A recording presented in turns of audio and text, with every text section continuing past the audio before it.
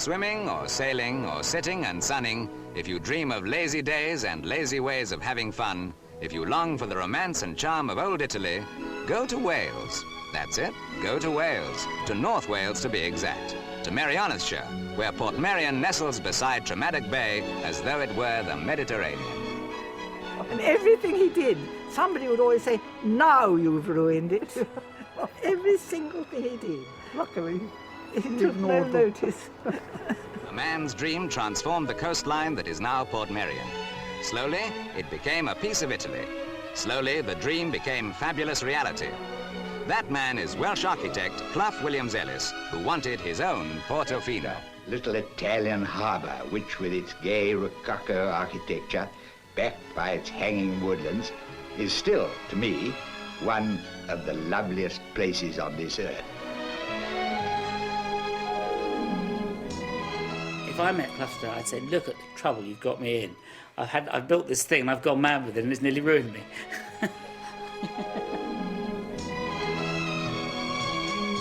Having scoured the coasts of Britain from the West Highlands to the Scillies, at last found what seemed to me perfection. But perfection here combines with practicality. Here is an hotel and a town hall and garages and shops. No great work of mine stands out against the sky in splendor to excite men's wonder. Well, how can he say that?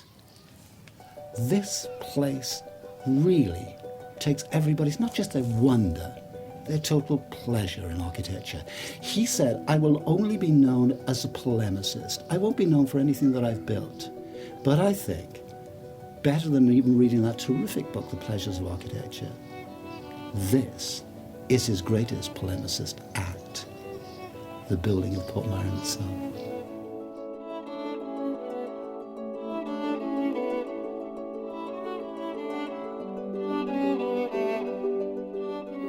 As a child, I just lamented that my lot was cast in Victorian nonconformist Wales, instead of in some such sparkling setting as decadent 18th century Venice, where I would, of course, have had my father a dilettante prince, with a baroque palace, a state barge, gorgeous mistresses, Negro pages with monkeys, painted ceilings, glittering chandeliers, banquets, masked balls, processions, fireworks, the lot.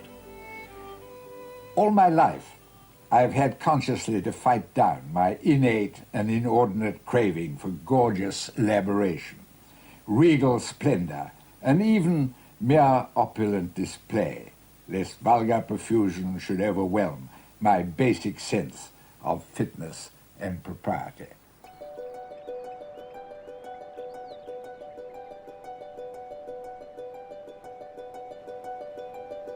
From the age of about 5, I was utterly resolved that I was going to be an architect. And above all, what I wanted to do was to build a village of my own, or even a township.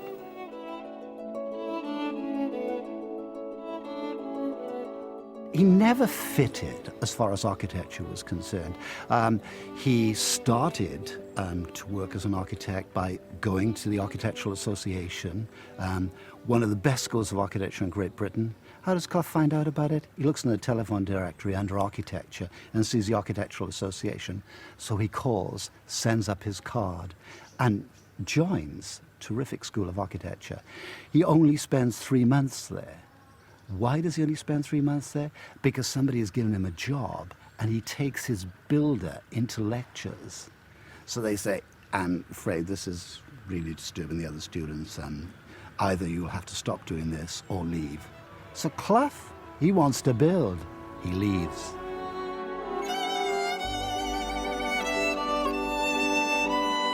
Well, I'd done some engineering, you see, and I'd done science at school in Cambridge. And I could read a slide rule, and I had some common sense. And that's all you need. And nothing did fall down. To begin with, I thought that my dream could only be realized if I was monarch of all sides surveyed, and that nobody else could interfere with it, and that my dream couldn't be edged with nightmare jerry building. But my uncle, There was Osmond Williams up at the castle here. Suddenly he said, look, I wonder if you could find me an acceptable tenant or even a purchaser for Abbey Yard. He never lived here, he wasn't interested in it. And I said, well, I haven't seen it because, as you know, nobody's been allowed in because of your fierce old lady who occupied it. Wouldn't even allow her nearest neighbors in. But once I'd penetrated within the protecting wall and seen what was there, I felt, well, my goodness, I need look no further. This is it.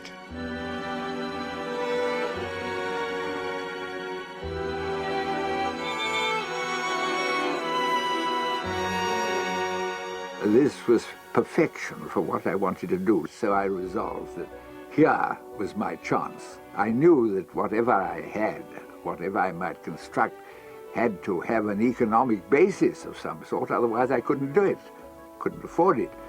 And the obvious thing, given that wonderful site and that wonderful area generally, was tourism.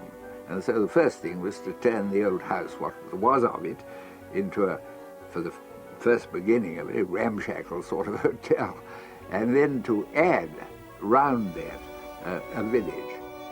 42 years ago, I discovered this place of wilderness. Just the old deserted mansion and stables and one cottage. And now, all this, which has given pleasure to countless people. Much more to myself. Indeed, it has been my love affair with life.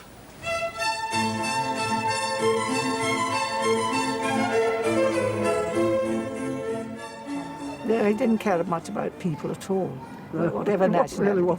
Well, he liked people to enjoy the environment. Yes, he liked people in that But he way. wasn't. But he at didn't like any people level, as people much. no, he wasn't particularly interested in people. He wasn't at all interested. He in liked it. people who wanted houses built. Yes, of course. And the richer the better, because he could build a more Yes. interesting house. They could have more triumphal But he- arches and things. He was much, really more interested in buildings than much. people. He wasn't really interested in people at all. Remember, Portmeirion is a very small place, and access must be limited. It can so easily be overcrowded and therefore spoiled. The only practicable way of limiting access is by the toll. It's a blunt and rather brutal instrument, but there's no other that I can think of. So when we are threatened by overwhelming crowds, up goes the toll, and so down goes the pressure. So I remember the opening very well. We drove down from London. My father had a most enormously long grey car, what sort I don't know. But it was so long that it had a second windscreen for the back passengers, which of course was us. So it was hours and hours and hours driving in this very uncomfortable car. And we drove up. And I believe this house was built. Some people say it was built then, but I don't believe he really built anything before the hotel opened, because I don't see where the money would have come from. And but anyway, I wasn't conscious of it, and we went down to the hotel, and there was Miss Riemann, who was a very Rather austere lady, wasn't she? austere is a very polite way of putting it. It was Easter when it opened, and or rather for Easter. We were let into the entrance hall, and there was the office on one side, and it was cut off from the people entering by a glass screen, and on it were shelves, and she'd filled the shelves with what she called Easter novelties, where I remember them as about that size, black chocolate rabbits, about that, which must have cost several pounds each, and she thought the guests would buy them, but I don't think anybody ever did. Actually, we started off there with a large party, which we thought might breed, of various people, writers and actresses and so forth. It was first invaded largely by the stage, which wasn't surprising because it was a sort of stage set, really, and then by dramatists who followed them, and then writers of all kinds. I think the first one of any prestige was Bernard Shaw. We had to refuse him the first time, which was very shocking, because we hadn't room. Then he came again and advised me not, I remember.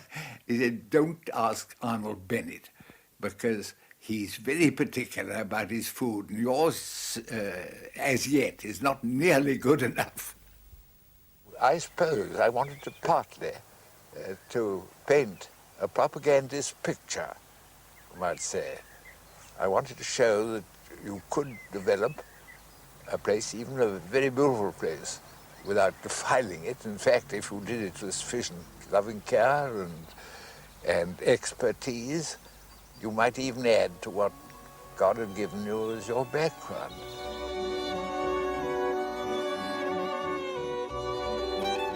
I know somebody, who it was, but some knowledgeable friend said to my father, who it was, an architect probably, when they saw that little watch house going up, that was the first building that I'm conscious of anyway, he said, now you've ruined the place.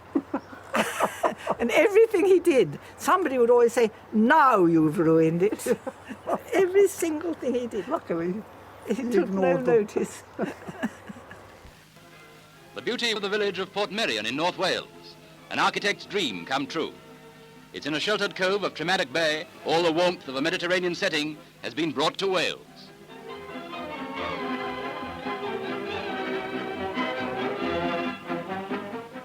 Materials collected in frequent round-the-world travels have gone to the building of houses and villas planned to the architect's original design. Some of the doorways are made of timbers from the gallant Arethusa, famous British warship. Portmeirion really took some time to get known, even to appear on our ordnance maps. Partly, I think, because I changed its name. Its Welsh name was Aberya, which means frozen mouse.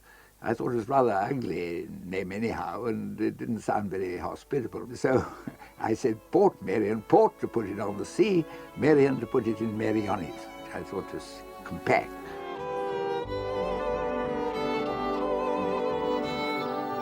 I wish I'd kept a diary, and now, looking back, it's very hard to say what went up in what order.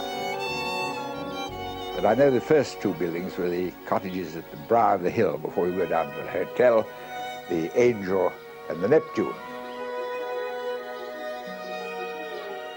Then I think the Chantry, which is right up on top, and the watch house on the edge of the cliff, where Noel Coward wrote that delightful thing of his, Blithe Spirit.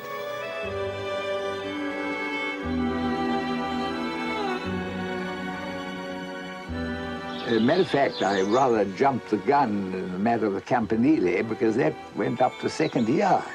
I wanted to show that something was happening, and I thought a distinguished bit of architecture would mark it out, which it did. That was one of the few buildings that was thoroughly detailed all the way through as being architecture with a big A, whereas the other buildings sort of grew as I wanted them.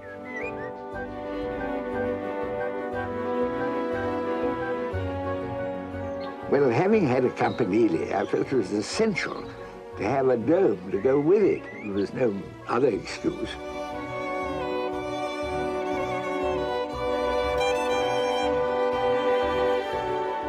I was conscious of acute dome deficiency at Portmeirion. There was the Campanile, there were these buildings on the cliff edge, and I was perfectly certain that it wanted a bubble dome showing between them. And so I made a dome. It's there, and fits in a miracle.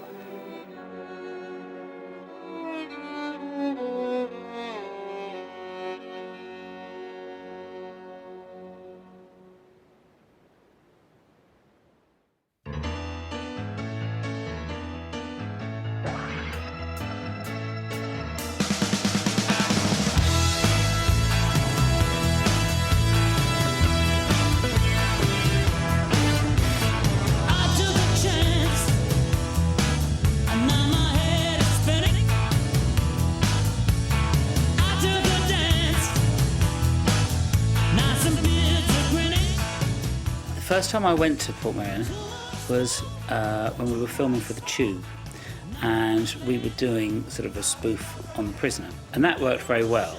But once I got there, I realised that that, you know, that was just a little tiny, unimportant side issue, really, The Prisoner. I mean, it brought, except, well, it wasn't, because it brought people to it and drew their attention to it. But the main thing was the place itself.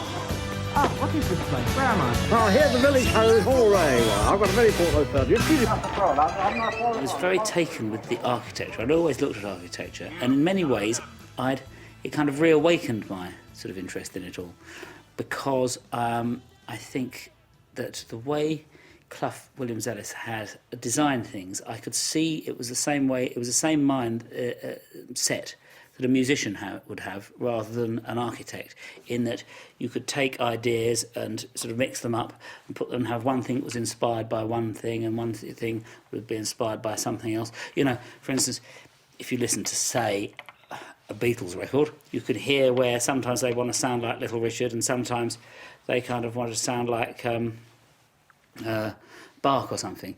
And I think it's the same with Clough. You could see how he's looked at all the great masters of architecture and thought, well, I'll just have a bit of fun. I'm going to put this and I'm going to think in an Inigo Jones way today, or today I'm going to think in a Dutch way, or today I'm going to think in a little sort of English vernacular or an Italian village. Whatever he did, I think that he would take designs or have ideas, but then deliver them in such a charming way and such an enchanting way that you suddenly learnt to like that bit of architecture.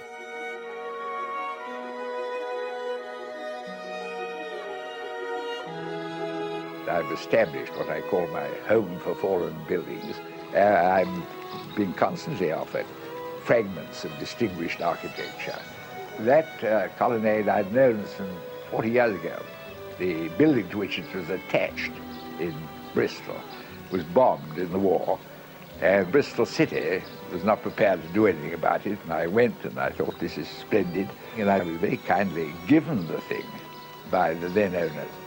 And it was a frightful job moving it, because it had to be loaded on lorries, then brought up from Bristol to North Wales, then dumped on the parking place, sorted out by my master mason, put up, and there are, and there it is.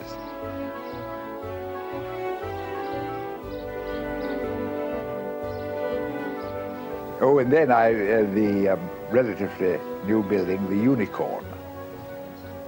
It's very noble, at least I think it is.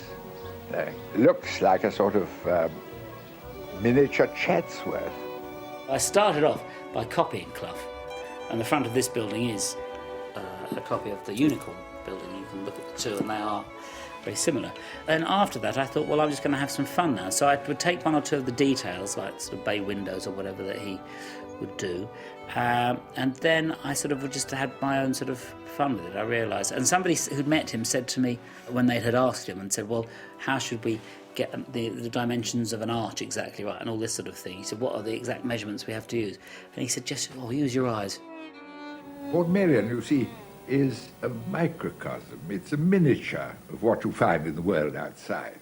And it's very, very important to maintain that illusion, that scaling down of size throughout. Otherwise, it would give the thing away. I can see why he left architecture school, because I think he would have found it rather constraining, I think, and rather boring. And it would be better to go and actually kind of practice it, you know. And I mean, I think it's the truth, which some people dare not even say, because we're all trying to encourage people to do well at school, is there's more in the act of doing something. If you've got it in you to just do it, you're better off just doing it. Also, I do rather like, you know, here in southeast London, it can be in the winter, it can be quite gloomy, so having the bright colours cheers everybody up. And when we do a session here, that's the great thing, it works. That's the great thing. People like coming here because it's kind of, I suppose, different, and it's not grey and oppressive. I've run out of space here now, so I have to start somewhere else, but yeah, on it goes. I'm not sure where, but somehow, yeah. Or, well, you know, you paint something a different colour, or you find another ornament to stick on it or something, you know. If I met Clough today, I'd say, look at the trouble you've got me in. I've built this thing and I've gone mad with it and it's nearly ruined me.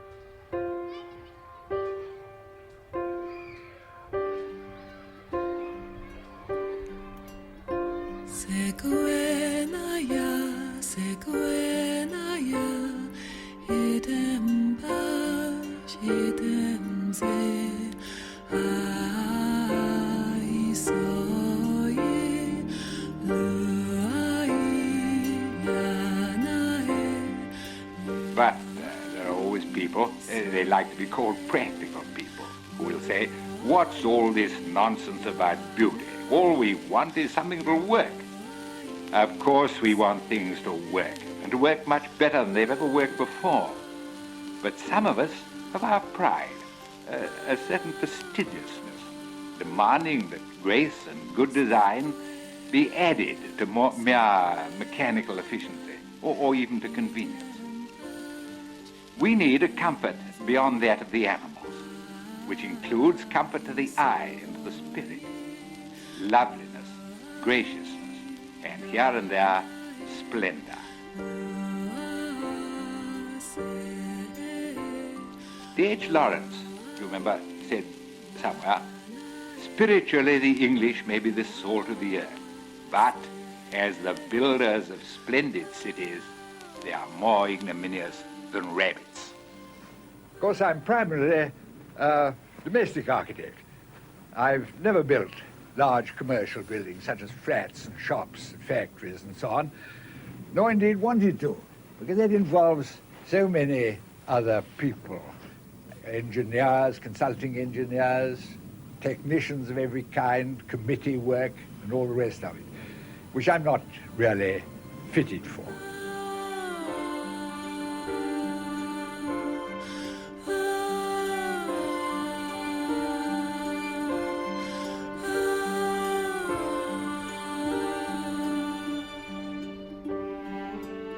I'm quite sure I was a born architect.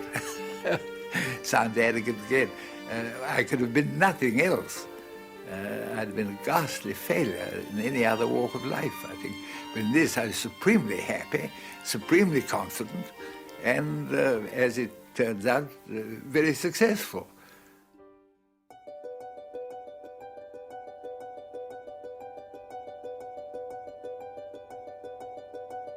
Well, it seems to me that the Gloriette sums up so much about what Clough is trying to do here in Portmeirion. It's got this curious quality of scale. If you were to look at a photograph of it or see it from the distance, you wouldn't have any real idea of what size it is. It's only when you get close to it you realize that it's quite small. He calls it the Gloriette, and he uses that from Schönbrunn, a huge palace in Vienna, and then he names his tiny little building after it. So it's got that curious thing about scale, this way that Disney in Disneyland actually builds things above eye level at three-quarter scale. Clough was doing it years before the Disney organization.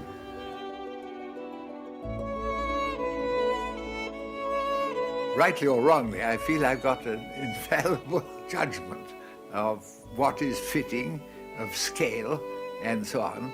I feel that I instantly know what the size should be, how it should be treated, where it should stand, and all the rest of it. It sounds arrogant, but I'm an instinctive architect. No, what Clough is so wonderful at doing is beckoning you from space to space to space. It just looks so deceptively easy when you're here in Portmeirion, and it's so difficult to do. But what he does is he frames openings. He doesn't let you gawp at the estuary. He lets you catch glimpses of it through an arch, through another arch. There's this sense of layering of space, that space is something that invites you in, invites you through, invites you to inhabit. Those are where he is so brilliant. And those people that perhaps hate this kind of scanographic, this scenery quality of Portmeirion, can't help but to be captivated by this essential quality of brilliant three-dimensional planning. Well, I think any view is always enhanced by a partially enclosing frame or foreground, just as a picture is. I've done it really all over the place, because a number of buildings where they're fairly formal fenestration, the windows are arranged to a pattern, fairly normally. And then I put a little window purely for that purpose. In fact, some of them have got lenses in them, so that you get a condensed view, because it will let in a shaft of sunlight. Or you can look up at a particular skyline or anything else. People talk about picture windows now, these what you might call miniature picture windows, just little portholes. Just after he died, they found a report in his papers, as if he were a headmaster writing about himself. And he says, I am demonstratively and emphatically not an important architect. No great work of mine stands out against the sky in splendour to excite men's wonder. Well, how can he say that? This place really takes everybody's, not just their wonder, their total pleasure in architecture. He said, I will only be known as a polemicist. I won't be known for anything that I've built. He was a polemicist. I mean, he wrote very, very stridently. He wished to convert people to the glories of architecture. But I think, better than even reading that terrific book, The Pleasures of Architecture, this is his greatest polemicist act, the building of Portmeirion itself. My favourite philosopher, Don Marquis, in his book, The Almost Perfect State, said, artists are the only persons that should be listened to about anything, about education, government, the conduct of life generally, forms of government, economic conditions, wars, upheavals and revolutions, inventions and sciences and philosophies, laws and leaders and evolutionary processes. All these things are of consequence only in their relation to the production of art and artists. The main thing is to get more Shakespeares, another Leonardo, a second Beethoven. That is all that matters in this world. The purpose of the universe is play. The artists know that, and they know that play and art and creation are different names for the same thing, a thing that is sweats and agonies and ecstasies. The world exists for the purpose of producing artists, in order that artists may produce new worlds. And to give heed to anyone but the artist on any subject whatsoever is damn nonsense.